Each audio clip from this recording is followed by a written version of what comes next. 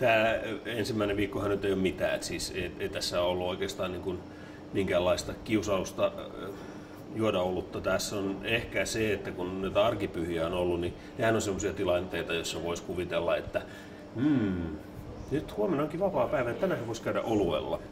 Mutta nyt sitten sanotaan niin kuin normaalissa elämässäkin tämmöinen viikon täydellinen niin kuin oluettomuus on ihan normaali, että ei tämä sillä tavalla vielä tunnu, että nyt olisi alkanut joku suuri kampanja, joka kestää niin kauan, mutta että kohta tässä nyt tammikuulla tulee erilaisia olutfestivaaleja, joissa olisin käynyt ihan varmasti, saatan toki mennä nytkin, mutta se on vähän sitten sillä lailla, että vähän niin kuin raapisi ikkunan takana, että miksi mä en pääse maistamaan. Et sehän tässä on ollut, niin kuin, minkä on huomannut, mikä on tullut tässä niin kuin sillä ajatuksiin, on se, että jos suklaan ystävälle sanoisi, että nyt oot 100 päivää ilman suklaata, suklaan ystävä kysyy, mutta enkö edes yhden pienen palan, et saa.